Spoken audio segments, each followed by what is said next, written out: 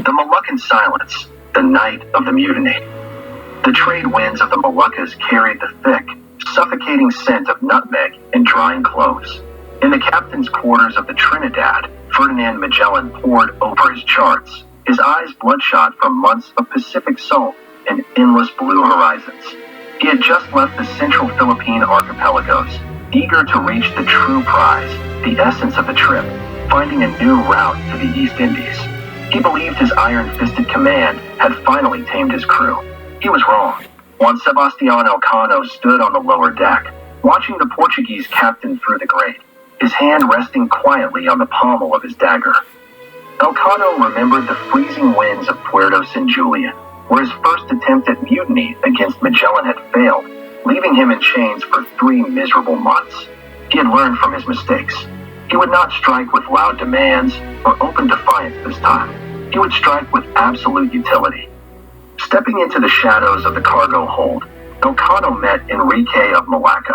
The enslaved interpreter was no longer the compliant servant Magellan thought he owned. Enrique knew these waters, its people, and its trade dialects perfectly. He looked at Elcano and gave a slow, deliberate nod. Magellan was a brilliant navigator, but his fanaticism and pride were liabilities. Here, in the heart of the Spice Islands, the charts were useless without Enrique's tongue, and the fleet was stranded without Elcano's seamanship. Between the two of them, the Captain General had become entirely expendable. The coup was swift, silent, and merciless. On a moonless night anchored off Halmahera, Elcano's loyalists secured the armory, while Enrique quietly bribed the watchman. Before the sun could rise, a heavy wooden plank was thrust over the starboard railing of the Trinidad, suspended above the black, shark-infested waters of the Indonesian Sea. Magellan was dragged onto the deck in his nightshirt, his hands bound tightly behind his back.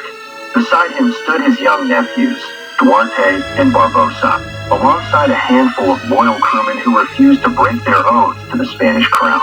The loyalists were beaten and bloodied, surrounded by Elcano's men holding loaded crossbows and polished steel pikes.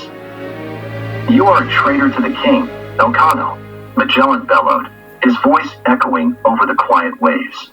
"The crown will hang you for this." Elcano did not blink. He merely gestured with his chin toward the open water. "The king is far away, Captain, and the sea tells no tales." At the point of a dozen halberds, Magellan's nephews were forced onto the narrow timber first. Duarte looked back at his uncle once before a cruel thrust from a pikeman's blade sent him plunging into the dark abyss below.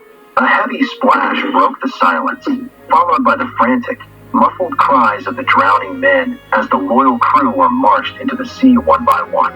Finally, Magellan was forced to the edge. He stood tall, glaring at Elcano with pure hatred, before a heavy boot kick to his spine sent the Captain General falling to his death in the black depths of the Banda Sea. Months later, the Victoria groaned under the weight of a priceless cargo as it crested the horizon near Sanlúcar, Spain. Elcano stood at the helm, a fabulously wealthy man, but a terrified one. The Spanish crown executed mutineers. To secure his fortune and his life, Elcano summoned Antonio Pigafetta to his cabin. The Italian chronicler was given an ultimatum: rewrite the journals of the voyage, or follow Magellan into the deep.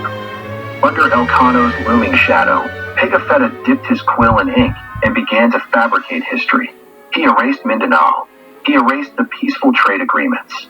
In their place, he conjured a fierce, mythical warrior named Lapulapu and placed him on a small Philippine island called Mactan.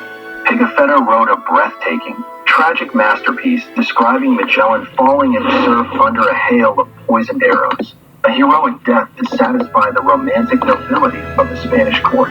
The lie was so perfectly woven that 5 centuries later, modern archaeologists would dig up 90% of Mactan Island, finding only residential foundations and soil, but never a single shred of 16th century Spanish steel.